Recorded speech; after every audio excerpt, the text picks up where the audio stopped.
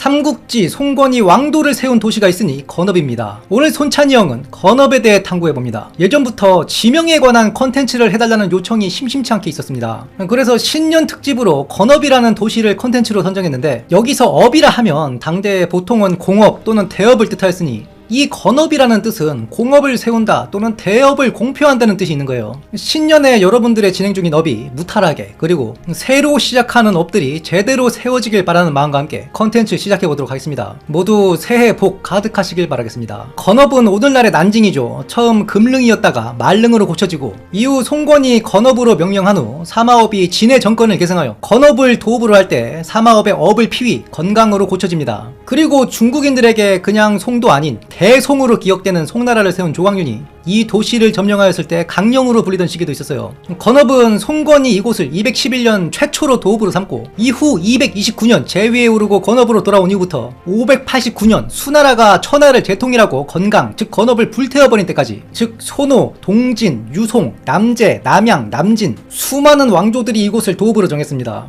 참고로 남제와 남양은 사실상 같은 집안 왕조인데 국호를 갈았기 때문에 별도로 구분하는 것입니다. 허숭은 그에 져서 건강실록에서 오나라 4대 59년, 그리고 남조 40명의 황제 총 400여 년 5땅에 왕조가 있었는데, 건업을 도읍으로 한 경우는 중간에 송건이 무창으로 도읍을 옮긴 7년과 남양의 무제가 강릉으로 옮긴 3년을 빼고 총 321년의 도읍이었다 적어놨어요. 여기서 빠진 게 소노도 잠시 무창으로 도읍을 옮긴 적이 있죠. 참고로 이 허숭이라는 사람이 보통은 당나라 때의 역사가로 소개가 되는데 정식 사관은 아니었던 걸로 보여요. 당나라 때 규모 있는 관찬서들이 심지어 어찬서의 규모로 쓰여졌는데, 보통 관찬서는 여러 학자들이 함께 쓰죠. 그런데 이 건강실록의 서문을 보면 허숭 혼자 쓴 걸로 되어 있습니다. 건강실록의 서문에 패숭 수리부작 해놨거든요. 여기서 패는 낡은, 초라한 이런 뜻이 있죠. 보통 자신에 대한 겸양의 뜻입니다. 물론 지금 우리 사회생활하면서 거래처에 자기 회사를 말할 때 패사라고 하죠. 이때는 이 한자 말고 민폐할 때 그 패를 씁니다. 그리고 수리부작은 논어에 나오는 어구죠. 전하되 창작하지 않는다, 즉 초라한다. 숭은 이 책을 쓰면서 역사를 전하되 감히 창작하지 않았다 해놨어요. 그래서 허숭이 혼자 쓴 이 건강실록은 일종의 잡사죠. 사찬서라고 볼 수 있습니다. 다만 청대의 권룡제가 사고전서를 편찬하면서 야, 건강실록 내용이 꽤 세세한데 이것도 적극 인용해라, 후대에서야 나름 정사에 한 발 걸쳤다 볼 수 있겠습니다. 화양국지의 그 촉당에 대한 신화는 꽤 재밌는데 반해 이 건업의 신화는 담백하게 소개되어 있습니다. 주례, 견우 무녀지야. 주례에 따르면 견우와 무녀의 배경이다. 우리나라에도 전해지는 견우 직녀 얘기라 보시면 돼요. 견우는 강의 서쪽에 서 있고 직녀는 강의 동쪽에 머물고 있으니 영원히 서로를 바라볼 수밖에 없도다. 칠성날에 그들이 만나는 것을 보았는가, 뭐 이런 거 있죠. 초위왕이 월나라를 멸망시키고 이곳에 성을 쌓아 이름을 금릉이라 하였다. 그러면 왜 금릉이라 했느냐? 귀금속이 많이 난다 해서 붙인 이름이라는 설이 있고, 금단의 땅에 인접한다 하여 금릉이라 하였다 하기도 합니다. 근데 금단이라는 지명도 쇠붙이를 담은 항아리라는 뜻이에요. 실제로 오나라 땅에는 산지가 많았죠. 송건 때에도 이곳 특산물이 벼곡과 같은 사치품들이었습니다. 이걸 조예의 위나라에 수출했다는 기록이 있죠. 그리고 양주에 대한 전반적인 내용도 있어요. 상서에 따르면 우임금이 9개 주를 구분하여 양주를 세웠다. 이후 주태왕의 맏아들과 둘째 아들이 승계를 거절하고 장강을 건너 세력을 이루고 살았는데, 후대의 주무왕이 상주혁명을 완성시키죠. 이때 그 후손에게 봉작하였다 되어 있어요.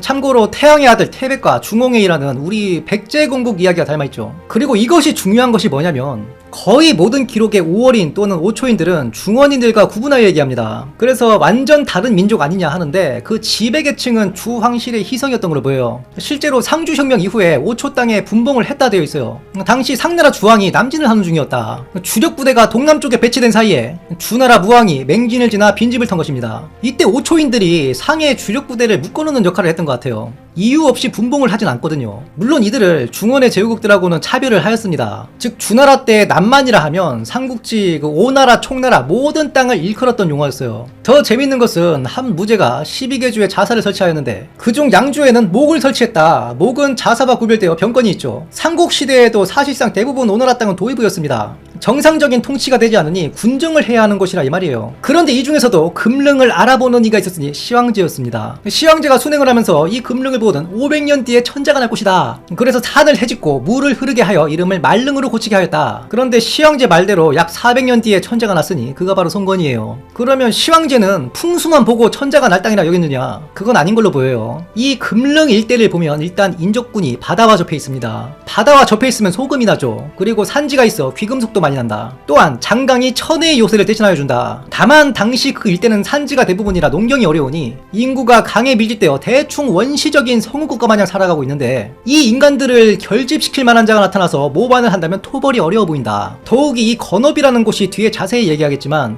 역대 이 지역 왕조의 도읍으로 치고는 굉장히 위쪽에 치우쳐 있습니다. 즉 이 건업은 공격형 도시라는 거예요. 북진의 의지를 가진 세력이 이곳을 점령하면 골치 아프겠다, 이런 판단을 했을 가능성이 높습니다. 그래서 땅을 다 해집어 놓고 이름도 추리하게 바꿔놓은 거예요. 별 볼 일 없는 도시라고 애써 포장해 놓은 것이죠. 이후 무제가 단양군을 설치하고 이 말릉을 속현으로 두게 합니다. 이에 단양군은 1도읍에 16개 현이 되었고 그중 하나가 말릉, 즉 건업인 거예요. 송권은 본디 경성을 도읍으로 두었습니다. 경구라고 하기도 하죠. 그런데 말이 도읍이지 송권은 여기저기 필요에 따라서 왔다 갔다 했어요. 5군을 왔다 갔다 했던 기록도 있고 적벽대전 때에는 시상에 있었죠. 참고로 이 경구도 도읍치고는 상당히 위쪽인데 건업과 다른 점은 경구가 타겟을 한 곳은 서주예요. 손책 때에 송권이 손책의 명을 받고 진등과 겨루다가 패한 기록도 있죠. 다만 여몽과 송권의 담화에서 볼 수 있듯이 서주의 중요도는 점점 떨어지게 됩니다. 위나라도 서주에 많은 병력을 배치시켜 놓지 않았어요. 그래서 여몽이 저거 먹는 건 쉬운데 지키는데 비용이 많이 든다는 거예요. 서주를 초토화시킨 조조의 통일 정책이 이때까지도 유효했다는 겁니다. 암튼 위나라에서 돌아온 장균이 천도를 건의합니다. 어르신들이 말하길 옛 진시황이 금릉이 천재가 날 땅이라 하여 말릉으로 이름을 고치고 땅을 갈아엎었다더라. 말릉으로 천도를 합시다 하는 거예요. 그런데 말릉으로 천도를 하라 조언한 이가 한 명 더 있었습니다.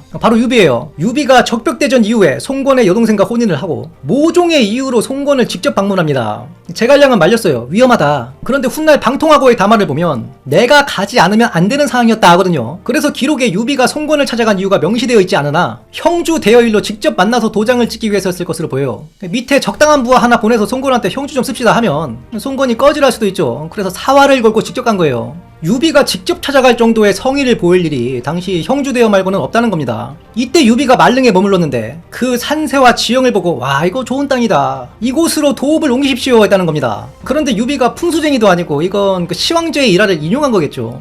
속셈은 따로 있다고 보여요. 형주는 이미 평정되어 주유도 번듯하게 지키고 있고 나도 형주를 잘 지키다가 돌려줄 수 있으니 형주에 대한 관심은 좀 접어두고 북진 생각해라 이거예요. 건업에서 강 하나 건너면 바로 합비입니다. 그리고 당시 합비는 만총의 신성 신도시가 추진되기 전이라 합비성이 강에 인접해 있었어요. 그 수군이 주력인 오나라가 공략하기 좋죠. 형주 관심 끄시고 합비부터 공략해서 중원으로 나가시라. 이게 송권의 합비 꼬라박의 배경이다.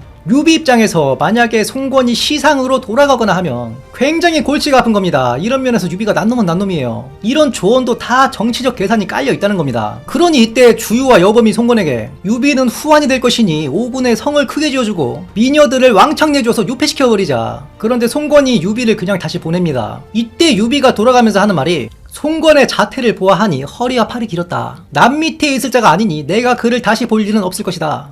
허리와 팔이 길다는 것은 옥좌에 앉았을 때 앉은 키가 크고 뽀대가 난다는 뜻입니다. 즉 제왕의 상이라는 거예요. 그래서 유비가 생각하기를 내가 저자를 다시 만나는 날이 있다면 내가 그의 신하가 되는 날일 수밖에 없겠구나. 그런 일이 일어나지 않게 할 것이다 라는 뜻이라 볼 수 있죠. 이렇게 211년, 건한 16년이죠. 송권은 말릉의 이름을 건업으로 고치고 자신의 도읍으로 삼습니다. 여기에는 크게 두 가지 의미가 있어요. 당시 습지와 밀림이 대부분이었던 오초 땅의 발전, 즉 지금 말하는 강남 개발, 이때가 원년이라 보시면 됩니다. 건업이 또 단양군의 속현이죠. 단양군은 단양병의 산지입니다. 산에 숨어 사는 자들을 잡아와서 납세 의무를 지게 하거나 세령제 체제 하의 병력으로 적극 확보하면서 이 일대 호적에 등록된 인구수가 급격하게 늘게 돼요. 손유가 단양태수를 근 10년을 하면서 사병 1만을 확보하죠. 이 손유가 치소를 우조로 옮기면서 주변 호적 미등록인들을 잡아 적극 호적에 등록시키는 때에도 이때입니다. 그리고 이후 송권이 무창에서 제위에 오르고 건업으로 복귀하면서 건업은 천자의 수도로서 그 입지가 강화되는 것입니다. 보통은 전 세계 최초의 인구 100만 도시를 런던으로 보고 있는데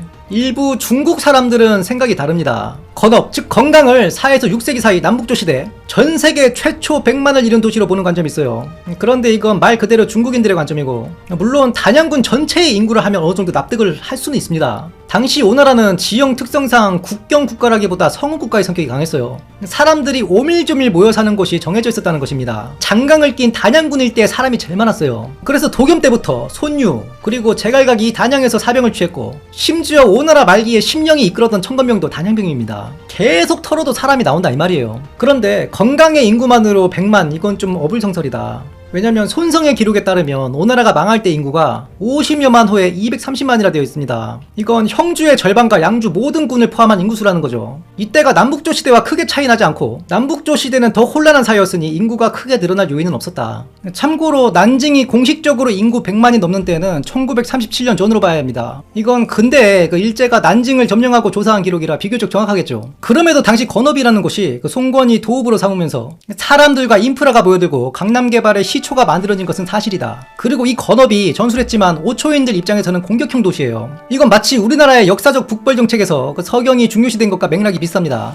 물론 우리는 서경으로 천도는 하지 못했지만 애초 고려를 세운 왕건이 훈요 10조의 그 후대 왕들은 1년에 100일 이상은 서경에 머무리라는 훈시를 남겨놓지 않았습니까? 이렇다 보니 이후 조조도 형주가 아닌 유수 쪽으로 쳐들어가는 거예요. 건업이 국경과 가깝다 보니 삼간 중에서도 유수만 뚫으면 지척이거든요. 비슷한 이치로 사마업이 강남으로 도망하여 건업에 도읍한 것도 고토를 되찾겠다는 뜻이 담겨있었고 이후 역대 왕조들도 중원 진출을 염두에 두고 건업에 도읍한 것입니다. 다만 남송은 좀 달라요. 그 남송은 병력면에서 금에 비빌 수가 없었어요. 비록 송고종이 건강에서 제위 올랐고 이때에도 일부 세력들은 건강 즉 건업을 도읍을 하여 개봉을 되찾아야 한다 주장하여 초기 10년여는 건강을 수도로 하는데 문제는 남송 정부가 당시 사실상 망명정부 비스무리했습니다. 즉 건업은 너무 위험하니 도읍을 후방인 이만으로 삼는 것입니다. 이 이만은 삼국지 시대로 보면 오군 전당현이에요. 한참 후방이죠. 이것은 북보를 배제하고 버티겠다는 거예요. 난징 징크스라는 게 있죠. 역대 난징 즉 건업을 왕도로 세운 왕조들은 모두 북벌에 실패하고 패망하였다. 나중에 나라를 바로잡으려다 실패한 숭정제 주유검이 이자성의 난으로 자결하고 종친 주유성이 난징에 도읍하는데 결국 잔존했던 명나라는 청에 멸망당합니다. 근현대 손문 즉 순원이 난징을 도읍으로 세운 중화민국 임시정부 그리고 그 세력을 계승한 장개석이 결국 마오한테 패해서 대만으로 쫓겨가죠. 다만 유일하게 북벌을 성공시킨 왕조가 있으니 명이에요. 주원장이 강남의 패자 진우량을 대파하는 대이변을 일으키죠. 참고로 소설 연희 그 적벽대전의 서사가 이 파양호 전투를 레퍼런스한 거예요.